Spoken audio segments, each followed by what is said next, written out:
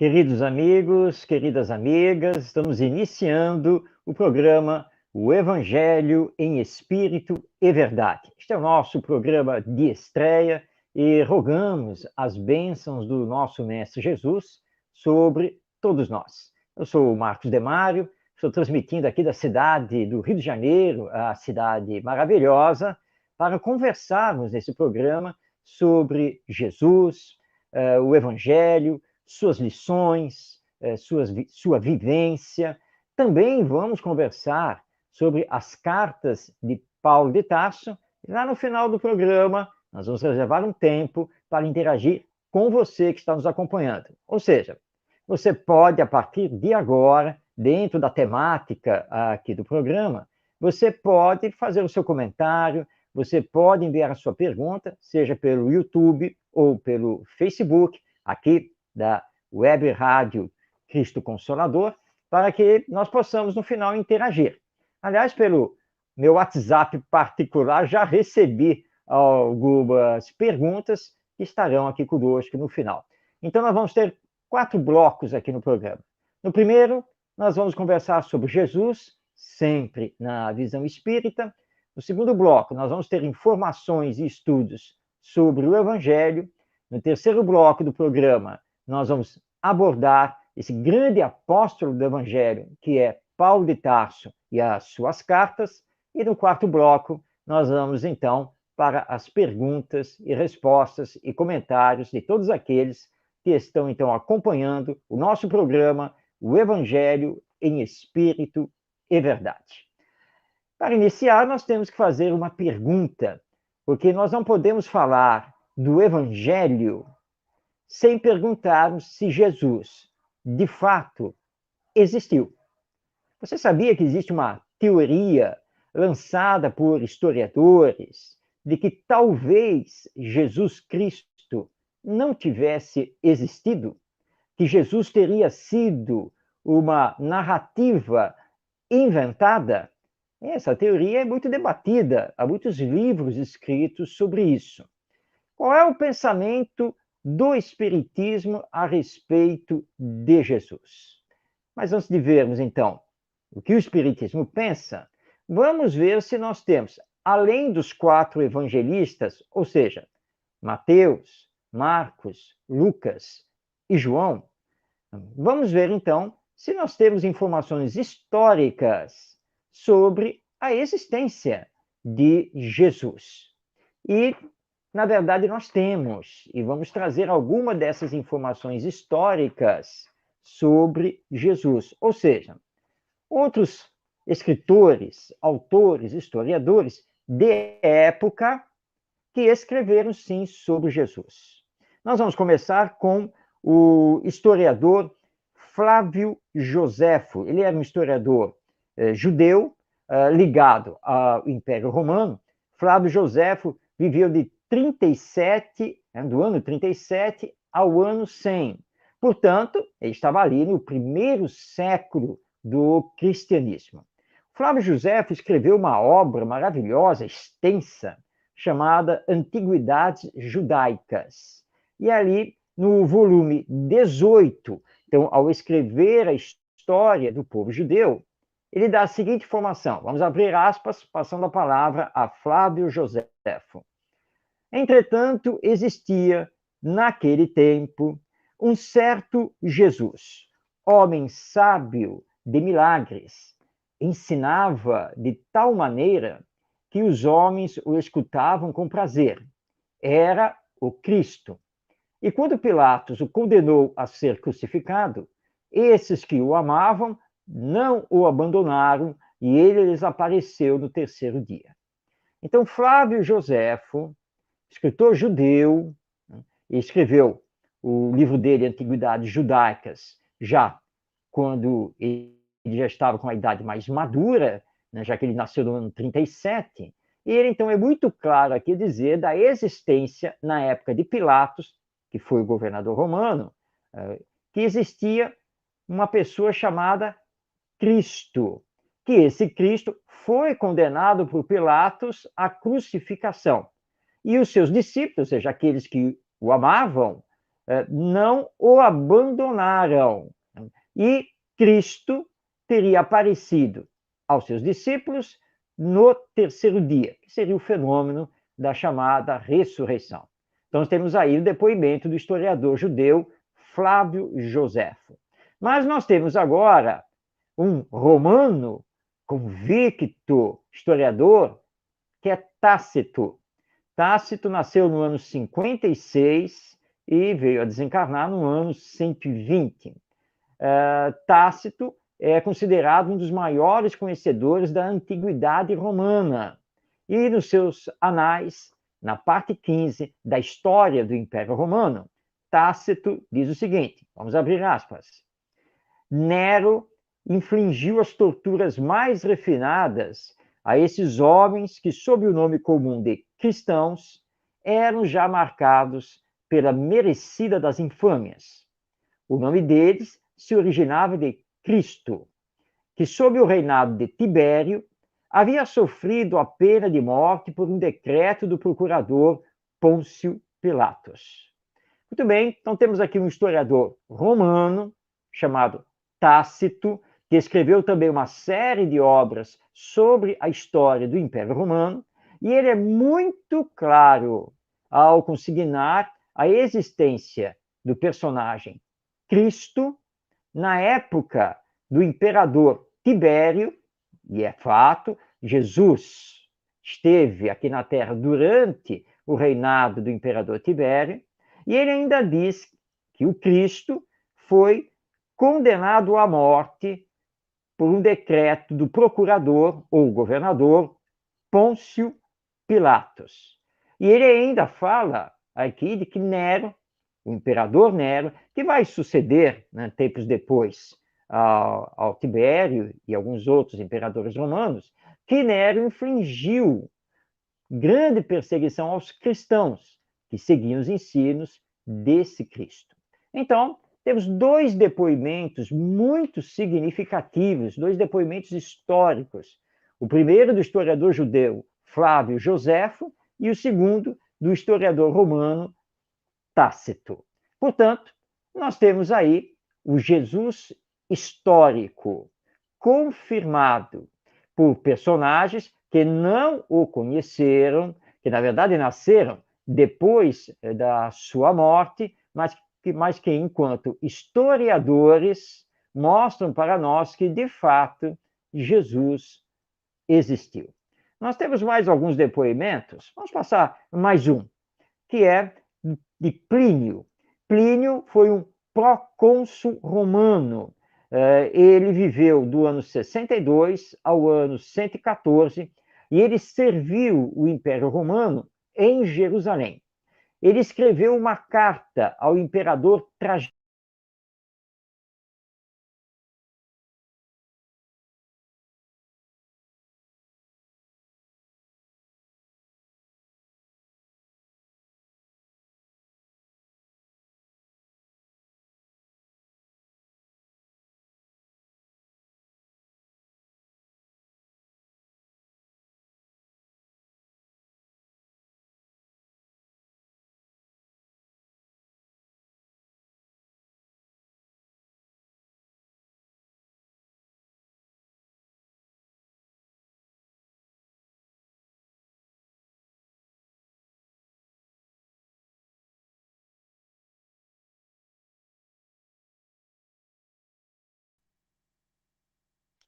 Temos uma queda aqui da nossa conexão da internet, mas estamos voltando.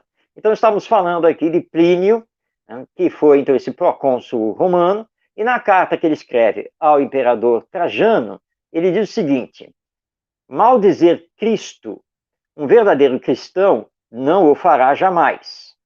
Cantam os cristãos hinos a Cristo, como a um Deus. Então, nós temos aí, mais uma vez, colocado por um historiador da época, a existência dos cristãos como seguidores desse Cristo que teria vivido lá em Jerusalém. Portanto, não são só os evangelistas que falam da existência de Jesus, mas, igualmente, historiadores de época. Mas, e o Espiritismo? Qual é a visão que o Espiritismo possui sobre Jesus? Bem, o Espiritismo considera, sim, a existência de Jesus. O Espiritismo não questiona isso. Mas o Espiritismo tem uma visão bem mais profunda sobre Jesus do que as outras doutrinas cristãs e mesmo do que historiadores possam ter.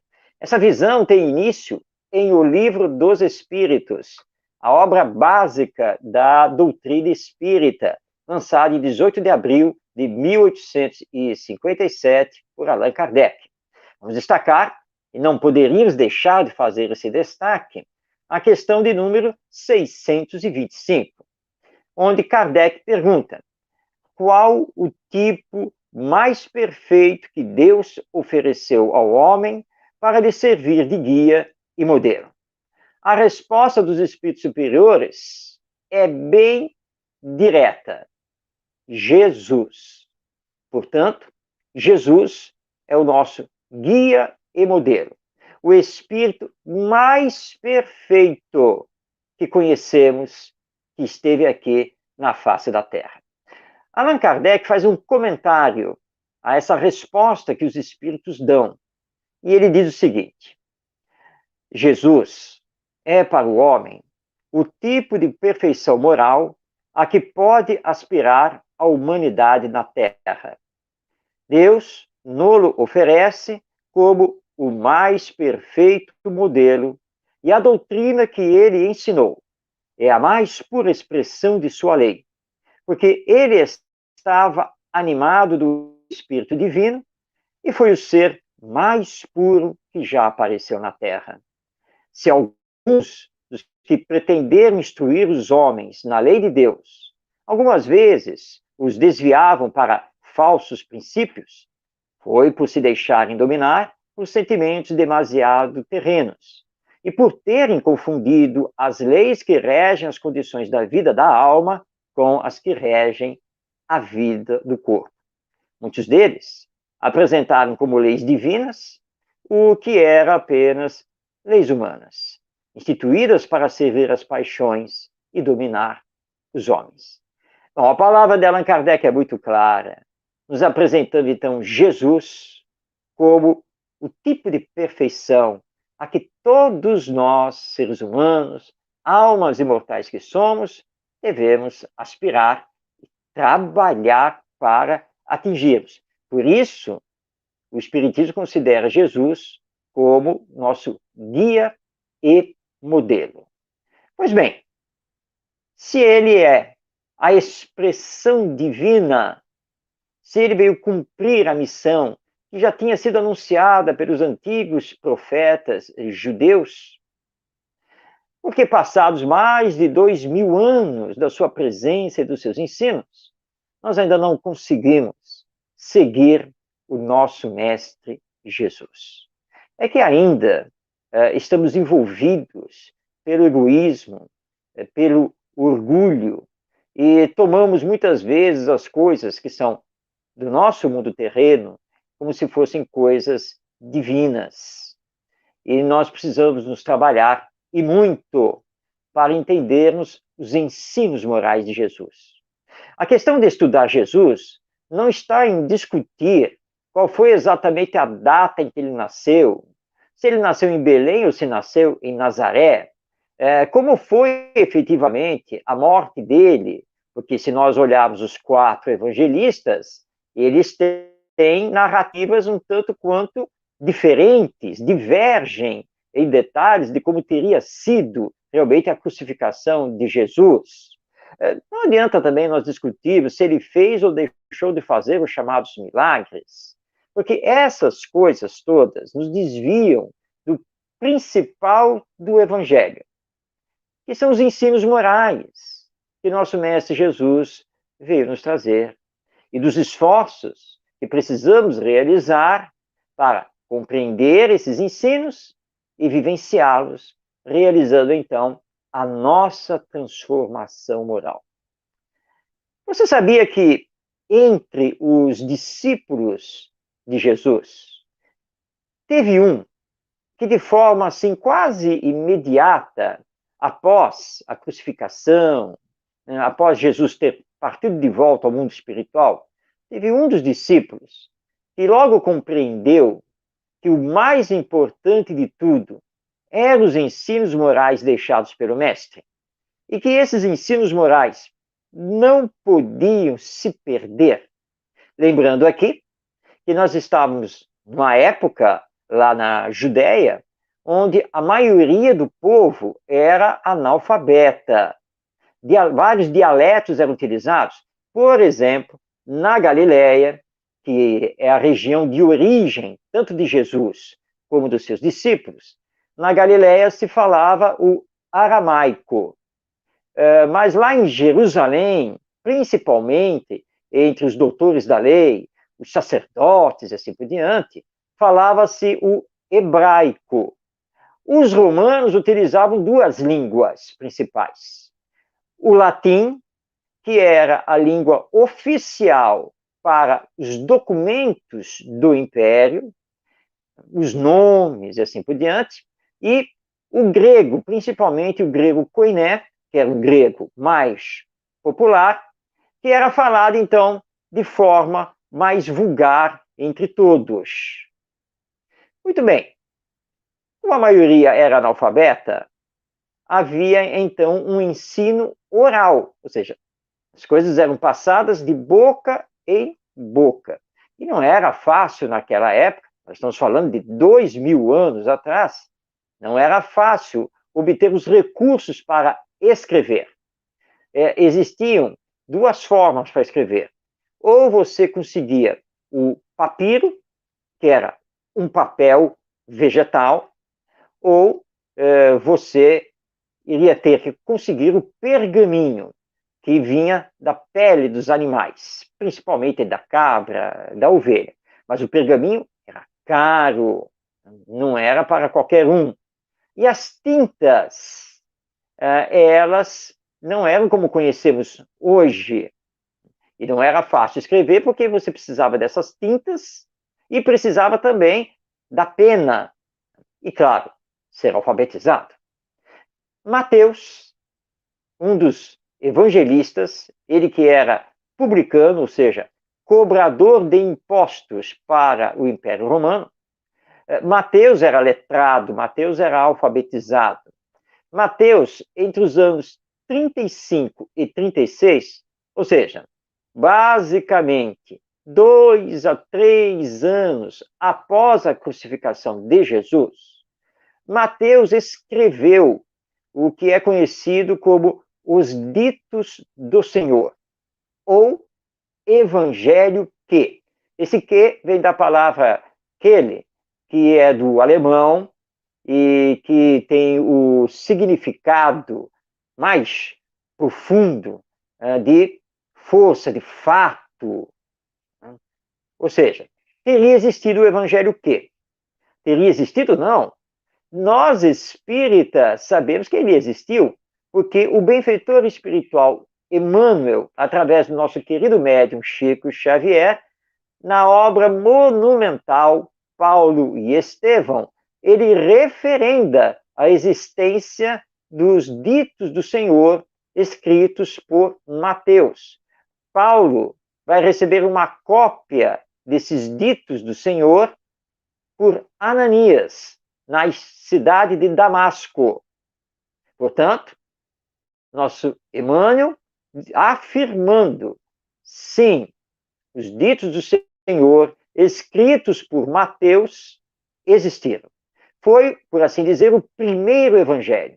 E esses ditos do Senhor, eles consignavam apenas e tão somente os ensinos morais de Jesus, que Mateus transcreveu. Pesquisadores já chegaram à conclusão que o Evangelho segundo Mateus, que hoje nós conhecemos, que está lá no Novo Testamento, né, fazendo parte da Bíblia, que o Evangelho segundo Mateus, como ele está escrito com toda a vida e obra de Jesus, ele não teria sido escrito por Mateus, mas por discípulos dele, seguidores, que a partir dos ditos do Senhor, o Evangelho que eles teriam, então, redigido a vida e obra de Jesus como nós a conhecemos hoje, e que abre o Novo Testamento, né? Porque o Evangelho segundo Mateus é o primeiro evangelho do Novo Testamento. Mas essa é uma questão que não é pacífica entre os pesquisadores e historiadores. Mais importante para nós, a nível do Espiritismo, é entendermos a importância desses ensinos morais e que Mateus entendeu. Portanto, o primeiro evangelho, os primeiros escritos sobre Jesus partiram, sim, de Mateus entre os anos 35 e 36, quando ele, então, escreveu e copiou os ensinos morais de Jesus, e essas cópias começaram, então, a serem distribuídas pela época. Lembrando que tudo era manuscrito, ou seja, tudo era à mão.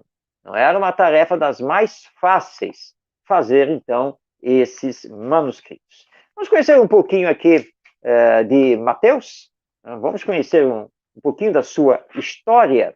História, aliás, que é pouco conhecida, porque existem pouquíssimas, quase nenhuma referência sobre Mateus nos próprios evangelhos, também nos Atos dos Apóstolos, e entre os historiadores da época. Bem pouco se tem sobre Mateus. Mas se diz que Mateus, que na verdade o nome dele, o nome judeu dele, na verdade, era Levi. Mateus era filho, então, de Alfeu, que é referido no Evangelho, publicano, como nós já falamos, né, já que ele era um cobrador de impostos, e, aliás, ele não era um judeu bem visto por causa disso, porque ele trabalhava para o Império Romano. Mateus é daquela cena famosa do Evangelho, quando Jesus entra, né, ele fica na porta da coletoria, ou seja, da casa onde se coletavam os impostos, ele olha para Mateus. E aí nós temos aquela cena realmente maravilhosa, bem significativa, quando ele olha para Mateus, o aponta e simplesmente diz: segue-me. E o apóstolo escreveu, e levantando, o seguiu. Portanto, Mateus foi um discípulo que não teve nenhuma dúvida que deveria seguir o Mestre Jesus, e assim ele fez. E o que aconteceu com Mateus após a crucificação de Jesus, a partir do momento em que os discípulos criaram a Casa do Caminho em Jerusalém? Não se sabe muito bem. Alguns historiadores afirmam que ele pregou pela Ásia, principalmente na Ásia, África, que esteve por ali, e que ele teria pregado bastante na região da Etiópia, e que ali ele teria desencarnado por apedrejamento. Bem, os etíopes até hoje conservam uma igreja, que eles dizem que é sagrada, e que nessa igreja estariam os restos mortais de Mateus, assim como alguns documentos referentes a esse evangelista. Mas outros afirmam que as relíquias e o próprio corpo de Mateus teriam sido transferidos para a cidade de Salerno, na Itália, e que estaria lá até o dia de hoje. E, aliás, os italianos, lá de Salerno e região, juram que são eles que detêm o corpo e as relíquias de Mateus.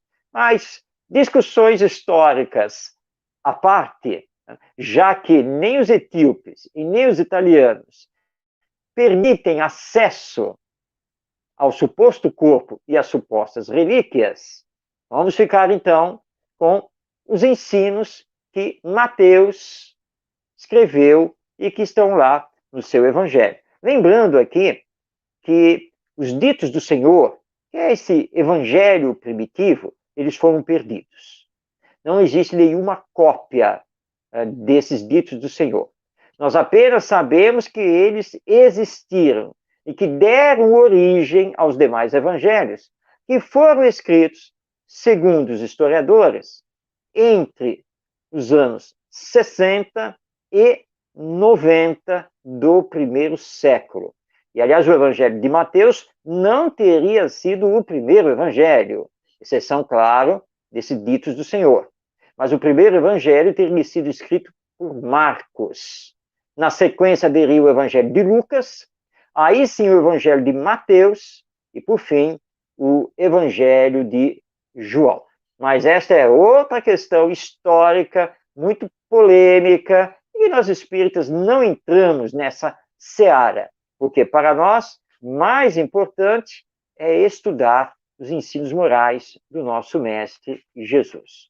E para isso, nós vamos hoje, no nosso programa, o Evangelho em Espírito e Verdade, destacar um ensino de Jesus que está lá no Evangelho segundo Mateus. E nós vamos utilizar um dos mais fecundos e profundos conhecedores do Evangelho, que é o benfeitor espiritual Emmanuel, através da psicografia do Chico Xavier. Emmanuel escreveu uma série de livros, a começar com o Caminho, Verdade e Vida. Na sequência, nós vamos ter o Vinha de Luz, o Pão Nosso, Fonte Viva, Palavras de Vida Eterna. É uma coleção de livros onde Emmanuel se debruçou sobre os ensinos que estão nos evangelhos e também nas cartas de Paulo de Tarso. E nós, então, vamos destacar hoje uma passagem que está em Mateus, capítulo 14, versículo 23, que diz: E, despedida a multidão, subiu ao monte a fim de orar, à parte. E, chegada já a tarde, estava ali só. Mateus aqui está se referindo a Jesus. Então, final da tarde, ele se despede da multidão que o acompanhava, sobe ao monte para orar, sozinho. Emmanuel, no livro Caminho, Verdade e Vida, no capítulo 6, faz o seguinte comentário. De vez em quando, surgem grupos religiosos que preconizam o absoluto retiro das lutas humanas para os serviços da oração. Nesse particular, entretanto, o mestre é sempre a fonte dos ensinamentos vivos. O trabalho e a prece são duas características de sua atividade divina. Jesus nunca se encerrou à distância das criaturas, com o fim de permanecer em contemplação absoluta dos quadros divinos que lhe iluminavam o coração, mas também cultivou a prece em sua altura celestial. Despedida a multidão, terminado o esforço diário, estabelecia a pausa necessária para meditar, à parte, comungando com o Pai, na oração solitária e sublime. Se alguém permanece na Terra, é com o objetivo de alcançar um ponto mais alto, nas expressões evolutivas, pelo trabalho que foi convocado a fazer. E, pela oração, o homem recebe de Deus o auxílio indispensável à santificação da tarefa. Esforço e prece completam-se no todo da atividade espiritual. A criatura que apenas trabalhasse, sem método e sem descanso, acabaria desesperada em horrível secura do coração. Aquela que apenas se mantivesse genuflexa estaria ameaçada de sucumbir pela paralisia e ociosidade. A oração ilumina o trabalho e a ação é como um livro de luz na vida espiritualizada. Encerra então a nossa semana. Cuida de teus deveres, porque para isso permaneces no mundo. Mas nunca te esqueças desse monte, localizado em teus sentimentos mais nobres, a fim de orares à parte, recordando o Senhor. Muito bem, então, nosso querido Emmanuel está aqui nos dizendo que Jesus sempre foi trabalho e oração. Aliás, Mateus diz no seu Evangelho que diariamente Jesus era seguido por multidões que vinham não apenas de toda a Judéia, mas também dos países vizinhos. Jesus trabalhava, socorria, ensinava, esclarecia, orientava, mas no final do dia, ele então se retirava para orar, manter o seu contato mais íntimo com Deus, com as altas regiões celestiais de onde ele veio e para onde retornou. Nós precisamos fazer a mesma coisa. Nem trabalhar demais e não ter tempo para as outras coisas e nem ficar simplesmente em oração. Aliás, certa vez, uma querida amiga do Centro Espírita disse assim para mim: Marcos, olha, hoje, eu acho que eu já orei umas 30 vezes, desde manhã cedo. Esse mundo precisa tanto, nós precisamos tanto, não é mesmo? Então, eu lembrando esta lição do Emmanuel, as lições que o Espiritismo nos dá, disseram, olha, na verdade, nós não precisamos orar 10, 20, 30 ou 50 vezes durante o dia. Basta, na verdade, a oração matinal. E quando você acorda, de você lembrar imediatamente de Deus, agradecer pela vida, rogar por toda a humanidade, lembrar dos mais necessitados, dos familiares, dos amigos, vibrar pelo nosso Brasil e fazer uma oração com bastante fé, sentimento. E você já estará abençoado, preparado para o seu dia, assim como essa sua oração, porque foi feita com sentimento, já estará sendo utilizada pela espiritualidade superior a benefício da humanidade, especificamente a benefício daqueles aos quais você mentalmente recordou. Claro, que se acontecer alguma coisa no meio do caminho do seu dia, claro que você pode orar. É natural que quando chegar no centro espírita, também você vá orar. Mas não precisamos passar o dia orando. Nós precisamos fazer a caridade. Aliás, esse é o lema do Espiritismo. Fora da caridade não há salvação. Então, lembremos sim de orar, de termos os nossos momentos a sós com Deus. Mas, acima de tudo, trabalhemos pelo bem. Façamos as ações da caridade para a nossa transformação moral e auxiliarmos os outros a realizarem a sua transformação moral para que a humanidade, moralmente, também se transforme. Muito bem, você está aqui acompanhando pela Web Rádio Cristo Consolador o programa O Evangelho em Espírito e Verdade. Não esqueça, nós estamos aqui ao vivo. Você pode participar do nosso programa enviando sua mensagem, fazendo uma pergunta através do YouTube e também através do Facebook, por onde nós estamos transmitindo o programa. No final, nós vamos ver então os comentários e as perguntas, obviamente, nós vamos procurar responder sempre através dos princípios do Espiritismo. Já tivemos, então, aqui informações históricas sobre Jesus, já vimos como o Espiritismo considera o nosso mestre, já vimos aqui algumas informações sobre os evangelhos, e especificamente sobre Mateus e o seu evangelho. Agora está na hora de conhecermos um dos maiores apóstolos do evangelho, que realizou um trabalho magnífico e que, devemos dizer, se não fosse por ele, muitas coisas teriam se perdido e talvez nós não tivéssemos conosco o Evangelho de Jesus.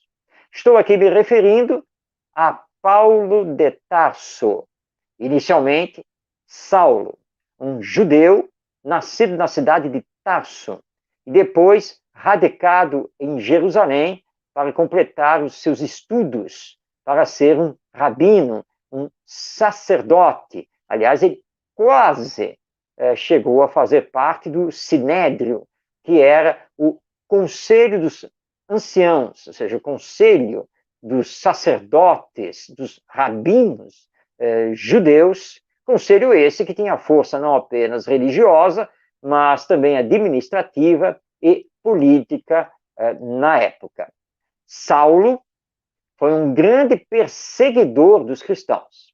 Lembrando aqui que Saulo, segundo as pesquisas históricas, Saulo deve ter vivido entre o ano 5 e o ano 67 da era cristã.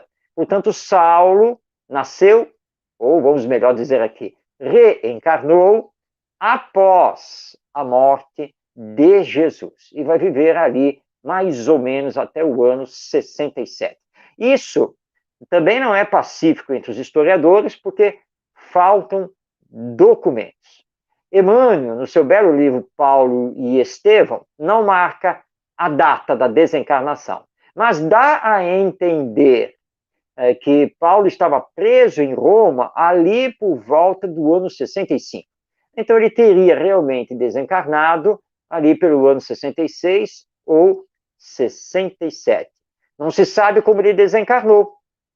Nós espíritas, sim, é que sabemos, por causa das informações espirituais. Mas você sabia que o Atos dos Apóstolos, que foi escrito por Lucas, não diz como Paulo morreu? Aliás, o Atos dos Apóstolos, ele para dizendo que Paulo está lá em Roma e simplesmente acaba.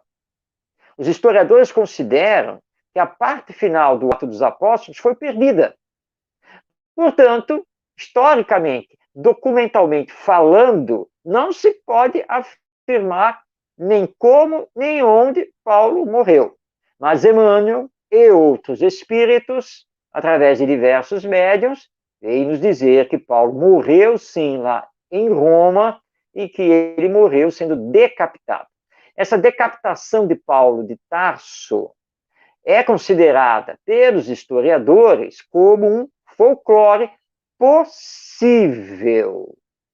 Mas não há nenhum documento a esse respeito, nem do próprio Império Romano. Até porque o nosso Paulo de Tarso, ele foi morto, não na calada da noite, mas na calada da manhã, na calada da madrugada. E, portanto, não havia documentação nenhuma a esse respeito. Pois bem, Paulo de Tarso, depois de muito perseguir os cristãos, ele vai ter aquela famosa cena na estrada de Damasco.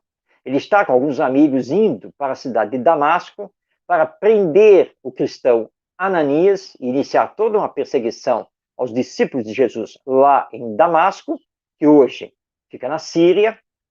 E no meio do caminho, já quase chegando lá em Damasco, ele tem aquela visão de uma luz celeste. Ele cai do seu cavalo, prostrado ao chão. Ele pergunta, né, quem é, vem a voz dizendo que era Jesus, e Jesus perguntando a ele por que ele o estava perseguindo, e ali Paulo, comovido com aquela cena, com aquela luz intensa, ele se entrega a Jesus. E se entregando a Jesus, ele vai adentrar a cidade de Damasco, levado por um dos seus amigos, mas já cego, ele havia perdido momentaneamente a visão, e quem vai socorrê-lo é Ananias, em nome de Jesus. Ananias era médium e recebeu a comunicação de Jesus pedindo que ele fosse até a estalagem, até a pensão, para cuidar de Saulo. E ele faz isso, Saulo recupera a visão, recebe os ditos do Senhor, escritos por Mateus, e aí então ele tem toda uma saga de conversão e vai abandonar o judaísmo para se tornar um cristão. E ele vai reconhecer da necessidade de levar a mensagem de Jesus para os povos não judeus. Num primeiro momento, os discípulos de Jesus, Pedro, João, Tiago, Mateus e os demais, num primeiro momento eles não aceitaram muito bem isso, porque como eles eram judeus, eles consideravam que os ensinos de Jesus que começou paulatinamente a ser chamado de cristianismo, seria apenas uma ramificação do judaísmo. Mas Paulo começa a mostrar que não. O cristianismo era uma doutrina nova, totalmente nova, e que nada tinha a ver com o judaísmo. Isso vai sendo aceito aos poucos, e finalmente Paulo é reconhecido como o apóstolo dos gentios, ou seja, aquele que vai levar a mensagem do evangelho para os não-judeus. E ele começa então a viajar. Lembrando que viajar naquela época era sacrificial, porque viajava-se muitas vezes a pé, poucas vezes no lombo de burros ou cavalos que eram caros, e nem todo mundo podia ter. E, portanto, se vivia sob as intempéries, o sol, a chuva, os assaltos, uma série de situações, mas que Paulo enfrentou corajosamente. Mas nós vamos falar de todas essas viagens de Paulo de Tarso num próximo programa, porque vai chegar um momento em que Paulo será preso em Jerusalém. Depois de várias viagens, ele retorna a Jerusalém. Lá ele resolve pregar o evangelho de Jesus no templo de Jerusalém, que era considerado um templo sagrado pelos judeus. E ali, então, por causa do tumulto todo que ocorre, ele é preso pelos romanos. E ele, então, alega ser cidadão romano, como de fato ele era, porque todo aquele que era nascido na cidade de Tarso possuía automaticamente a cidadania romana. Então, ele é preso lá em Jerusalém. De Jerusalém, ele é encaminhado para Cesareia de Filipos. De Cesareia de Filipos, ou Cesareia de Filipe, ele, então, vai ser levado a Roma. E ele, então, fica anos preso. O que fazer, então, se ele não podia mais viajar? Ele que havia fundado dezenas de igrejas cristãs pela Ásia, pela África e pela própria Europa, ali na Itália. Ele, então, é inspirado por Jesus, segundo o nosso Emmanuel, para escrever, ou seja, dirigir cartas de orientação às igrejas. Então, ele passa a receber cartas trazidas por trabalhadores dessas igrejas, de Tessalônica, de Corinto, de Éfeso e assim por diante, e ele, então, responde às cartas. Cartas ou epístolas, como elas também são conhecidas. Hoje, no nosso programa, nós vamos destacar a epístola ou carta aos Romanos. Emmanuel informa que Paulo de Tarso estava em Éfeso quando escreveu a carta aos Romanos. Tudo indica que a igreja cristã situada na cidade de Roma era uma igreja criada por judeus convertidos à mensagem de Jesus, chamados novos judeus, judeus cristãos. Por que tudo indica isso? Porque a carta aos Romanos, na sua primeira parte, ela tem uma ênfase muito grande sobre a questão da circuncisão. E durante toda a carta, Paulo faz transcrições textuais do Velho Testamento. Ora, tanto a circuncisão quanto o Velho Testamento eram questões dos judeus, não de povos não judeus. Por isso, há essa possibilidade de que a Igreja Cristã de Roma, na verdade, ela fosse composta principalmente por judeus convertidos. Bom, desta carta aos Romanos, vamos destacar um ensino de Paulo que está no capítulo 12, versículo 21, que é o seguinte: não te deixes vencer pelo mal, mas vence o mal com o bem. E vamos passar então o comentário ao nosso Emmanuel, que diz o seguinte: comumente empregamos a expressão guerrear o mal, como se bastassem nossas atitudes mais fortes para exterminá-lo e vencê-lo. Sem dúvida, semelhante conceituação não é de todo imprópria, porque, em muitas circunstâncias, para limitá-lo, não podemos dispensar vigilância e firmeza. Ainda assim, muitas vezes, zuzindo-lhe as manifestações com violência, criamos outros males a se expressarem através de feridas que apenas o bálsamo do tempo consegue cicatrizar. O apóstolo, contudo, é claro na fórmula precisa ao verdadeiro triunfo. Não te deixes vencer pelo mal, mas vence o mal com o bem. Perseguir, quase sempre, é fomentar. O melhor processo de extinguir a calúnia e a maledicência é confiar nosso próprio verbo à desculpa e à bondade. O recurso mais eficiente contra a preguiça é o nosso exemplo firme no trabalho constante. O meio mais seguro de reajustar aqueles que desajudam ao próximo é ajudar incessantemente. O remédio contra a maldição é a bênção. Os antídotos para o veneno da injúria são a paz do silêncio e o socorro da prece. Por isso mesmo, Jesus ensinou: amai os vossos inimigos, bendizei os que vos maldizem, orai por aqueles que vos maltratam e caluniam, perdoai 70 vezes 7, ofertai amor aos que vos odeiam. Finaliza Emmanuel. Podemos, pois, muitas vezes, combater o mal para circunscrever-lhe a órbita de ação, mas a única maneira de alcançar a perfeita vitória sobre ele será sempre a nossa perfeita consagração ao bem irrestrito. Essas palavras de Emmanuel estão no livro Palavras de Vida Eterna, compondo o capítulo 10. Só vamos conseguir vencer o mal praticando o bem. E tenhamos uma efetiva noção sobre isso, porque nós só vamos combater a corrupção, a violência, a ignorância, o orgulho, o egoísmo, a vaidade, a indiferença, cultivando o bem. Sempre.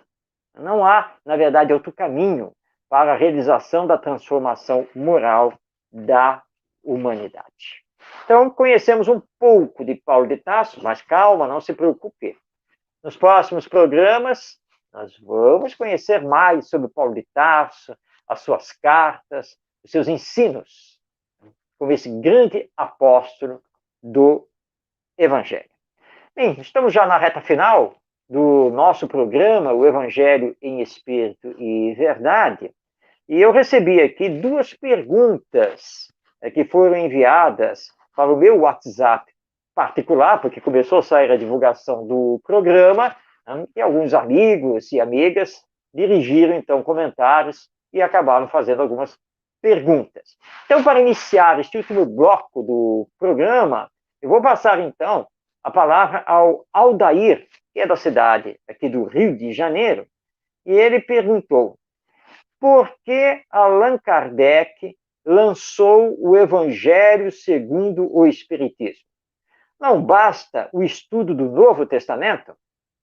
Aldair, sua pergunta é muito importante.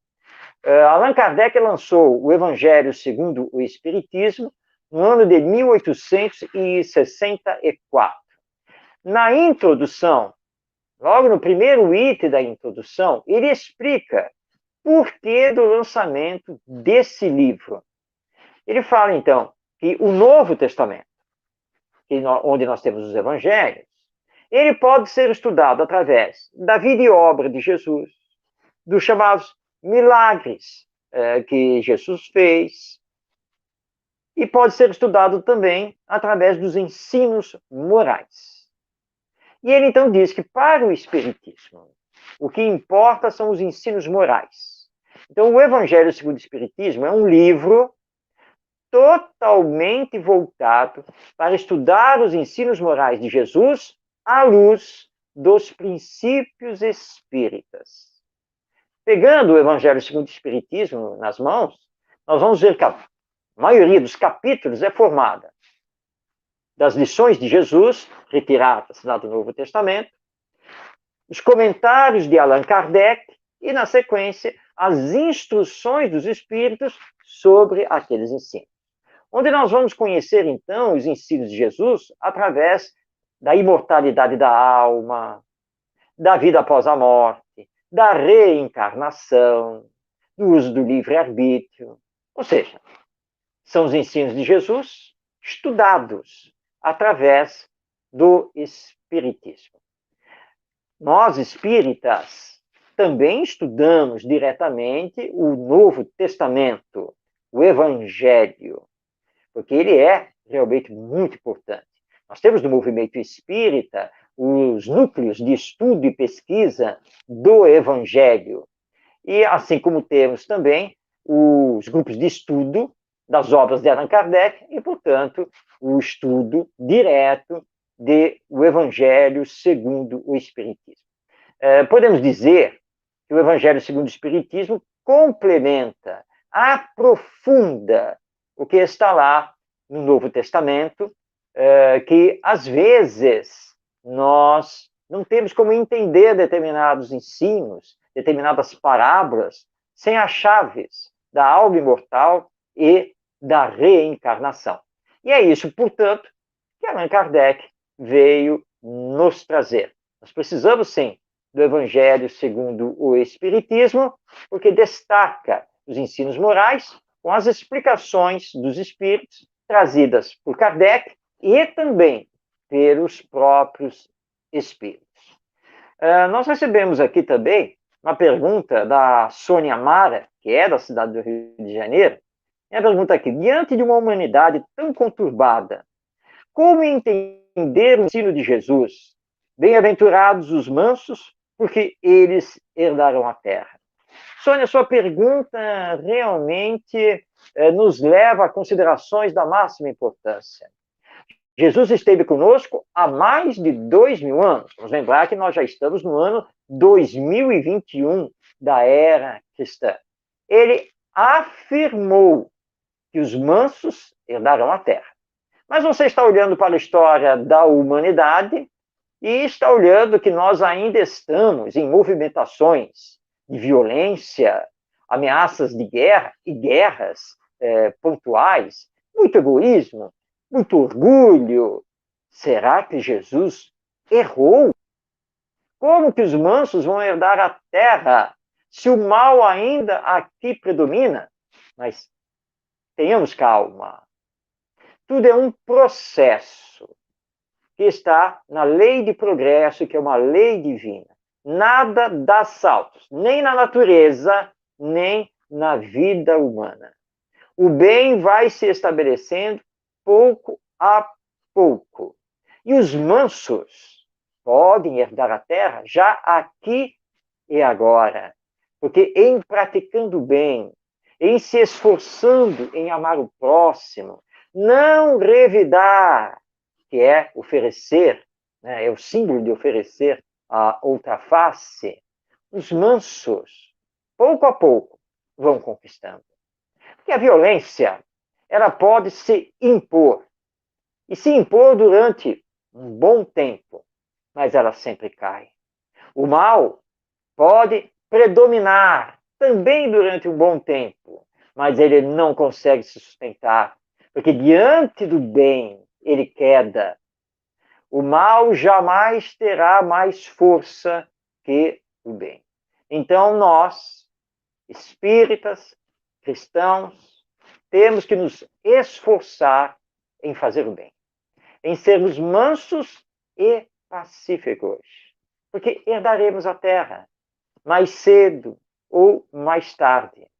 Nós sabemos, enquanto espíritas, que neste momento nós estamos passando pelo processo de sair de mundo de expiações e provas para mundo de regeneração. Segundo o que estudamos com o Espiritismo, o mundo de regeneração é aquele onde o bem predominará sobre o mal. Portanto, eis a profecia de Jesus se estabelecendo. Claro que nós podemos acelerar esse processo, só depende do uso que fazemos do livre-arbítrio. Portanto, nos esforcemos em estudar os ensinos morais de Jesus e praticá-los, vivenciá-los. E, diante de todos os problemas que temos aqui na humanidade, mantermos a nossa fé, a calma, a nossa perseverança no campo do bem. E é assim, então, que nós veremos esta humanidade se transformar e que Jesus estava certo. Aqui ele não fez uma profecia, né, para dias imediatos após a sua estada aqui na Terra.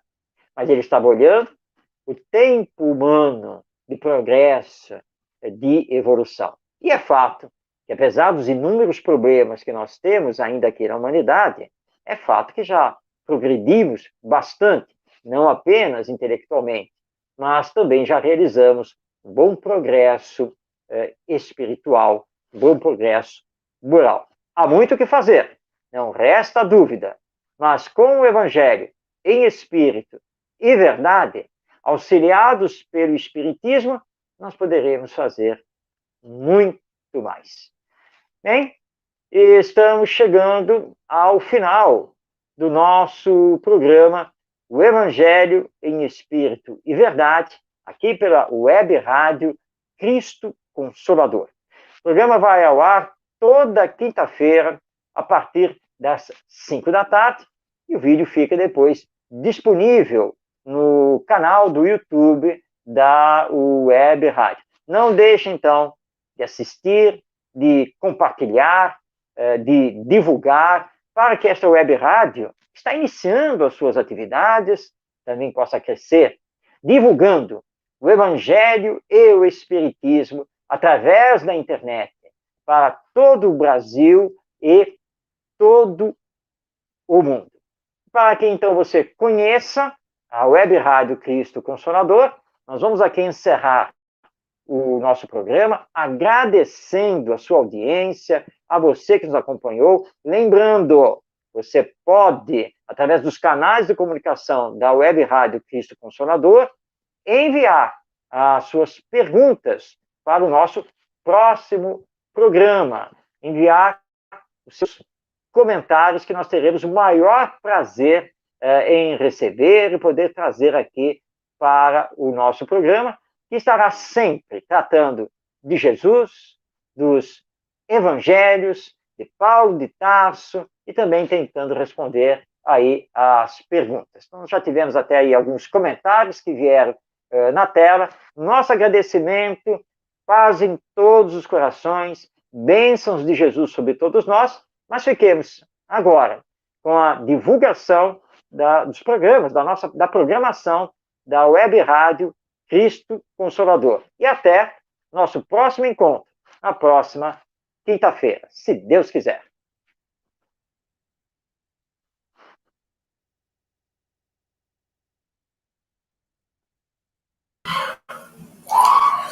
Muito bem, Marco, queria te parabenizar pelo ótimo programa, e a gente agradece aí, sempre ter você conosco.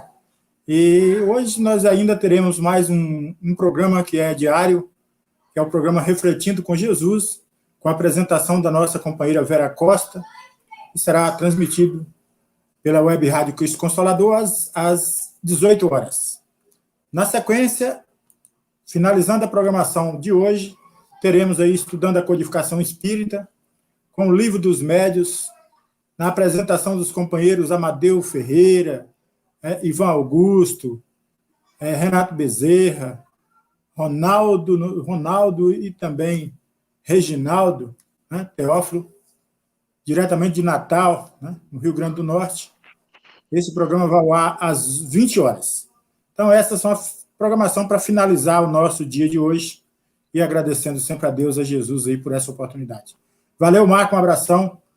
Grande abraço, Delfa. E dão sempre.